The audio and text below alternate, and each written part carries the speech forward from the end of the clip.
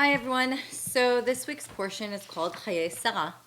And Sarah dies at the age of 127 and is buried in a cave called the Machpelah in the city of Hebron in Israel, obviously, which Abraham purchases from a person called Ephron the Hittite for 400 shekels of silver.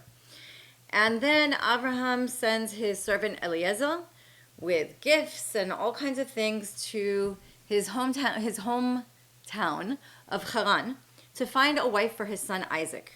And at the village well, in those days, I guess there was wells and sort of like the bar, the spot. Eliezer asks God for a sign, and Rebecca comes along. And he says, the woman who's going to offer me to drink is the right person. And so Rebecca comes, and she's the daughter of Abraham's nephew. And she appears at the well, and she passes the test. And Eliezer is invited to their home, and he tells them all of the story of Abraham and Sarah just dying. And that's basically what happens in the portion. So there's a couple of questions that come up in this portion. And again, I'm teaching from Shem Shmuel, one of my favorite Kabbalists. And it says that the negotiation for the piece of property where Abraham wanted to bury Sarah, which is called the Cave of Machpelah, goes into very, very explicit details of, it says that clearly that Abraham purchased the cave for the full price, 400 silver shekels, and in the presence of witnesses, and it was like all a kosher contract, and there shouldn't be any questions in the future of the ownership. And the Torah says, this is how the field and its cave became the uncontested property of Abraham as a burial site. So what exactly is the cave of Machpelah, and why is the Torah giving it so much detail and so much importance? And the Zohar tells us that the cave of Machpelah, where not only Sarah was buried, but also Abraham, Isaac, Rebecca, Jacob, Leah, and Adam and Eve. That's where the opening to the Garden of Eden is. And why? So what's the importance? What's going on there? So we know that an opening is always an intermediary between two places, between what's inside and what's outside, right? Because the cave is an opening between what's inside and what's outside. And the cave is a link between the world where we live and the world to come. And this is where the souls go for spiritual reward after they depart from their body. All souls go through that place. The cave of Machpelah unites our lower physical world with the higher spiritual worlds. And anyone who is buried there has basically a double reward in this physical world and in the world to come. So Shem Shmuel explains that as human beings, we were created obviously with a body and a soul. And we are there to unite the upper and the lower worlds. That's why we have the body, which is the physical world, and the soul, which is the upper world, the spiritual world. And when we use our bodies to follow spirituality, to follow our spiritual intellect, then we obviously succeed in joining the body and the soul. We don't fall into those physical things. So every facet of our personality is united and is working together in harmony. And in this way, we succeed in joining the physical universe with the spiritual counterpart of it. And that's what our patriarchs and matriarchs did. So the cave of the Machpelah, where they are buried in Hebron, and for this reason, they're actually called the sleepers of Hebron. It doesn't say that they're dead and they're buried there. It says that they're sleeping there. First of all, the word Hebron comes from the word in Hebrew, chibur, which is unite, uniting the upper world and the lower world. And why does it say the sleepers of Hebron? Because their bodies and soul are not separated from each other. They're actually there. They actually exist. And they're asleep, maintaining a connection between their body and soul. If anyone's ever been there, we used to go before the corona almost every year, and it's an amazing place where you can feel all the energy. So the Zohar tells us that Abraham and Sarah were like the soul and the body.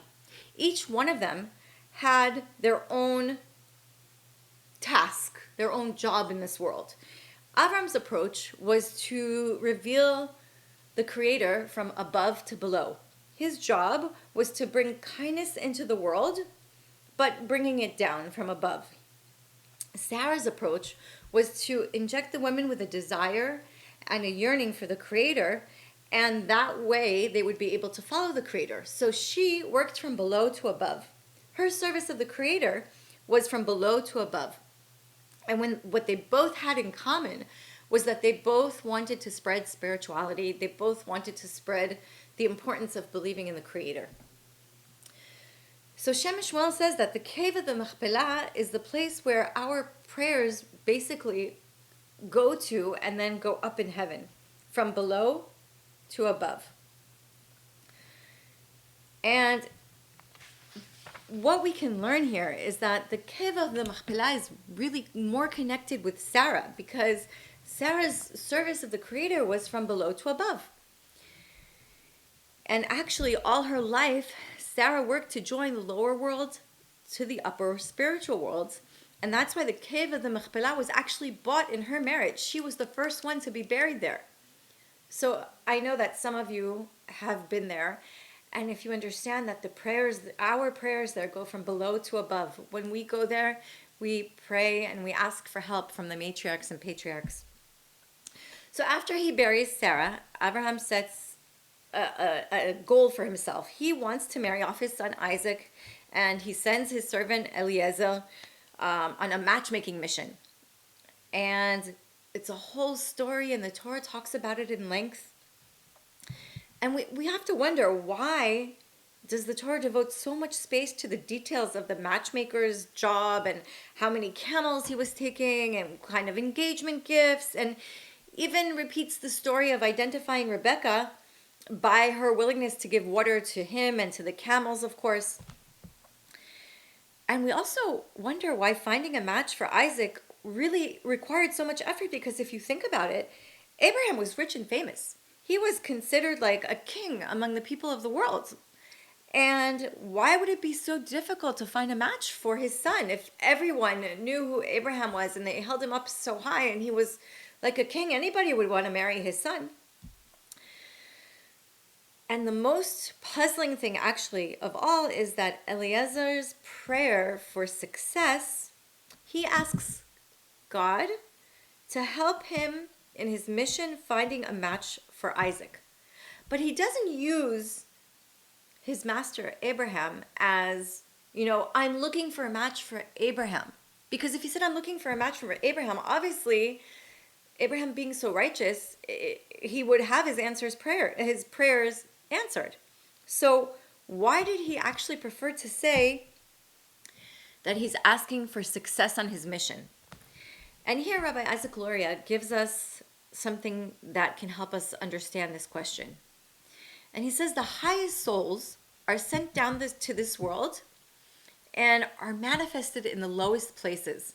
It's sort of like you can find the best diamonds deep, deep in the earth. And the highest souls are capable of revealing the most godliness in the world, and they're usually placed in the most darkest places. What does that mean?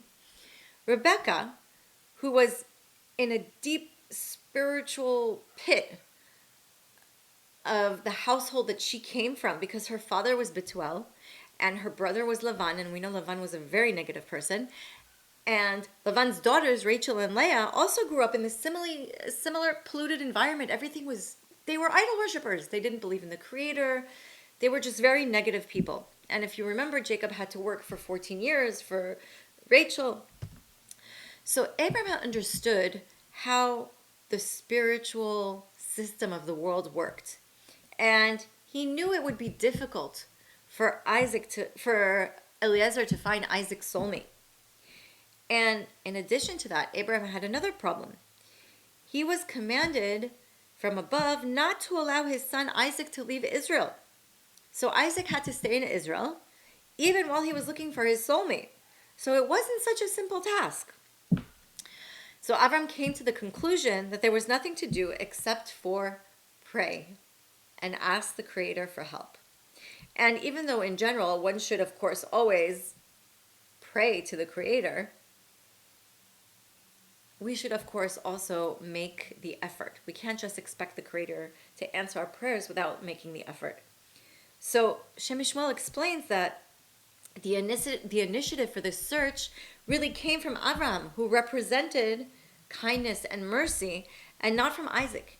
It was Avram who sent Eliezer to look for and bring back Rebekah. Avram provided the gifts, the dowry. If Isaac, who represented judgment, was the one who was looking for Rebekah, it would have been very, very hard because it would have involved too much criticism. So Avram initiated the search using Eliezer as his servant, and of course, everything was carried out in the right way. And only Avram's expression of spiritual development, of understanding the importance of spirituality, only through that could he succeed in finding Rebekah and bringing down such a high soul. And only Eliezer, as the messenger of Abraham, could provide the kindness from above to find Rebekah and bring her to Isaac. And that's why as well Eliezer never mentions Avram's merit. He asks particularly from the Creator to succeed on the mission because he asked from the grace from above. He didn't want to use Avraham and say, you have to give Avraham a soulmate for his son. No. He knew that that kind of thing is in the merit of the Creator. So there's a lot of things we can learn from the portion this week. One of them is the power of prayer. Never to take anything for granted, and to understand that, yes, we need to do our 100%, our 110% effort, but we also need to remember that the Creator is involved. And everybody has their own way of praying. It could be the actual traditional way of praying from the prayer book, and it could be meditating. It could be taking 5 minutes, closing your eyes, and asking the Creator for help. But from a place that, no, I need help for money. I need help from the Creator to show me the right path, and to be open to understand that sometimes the right path isn't what we think, but it's definitely what the Creator knows we need. Thank you.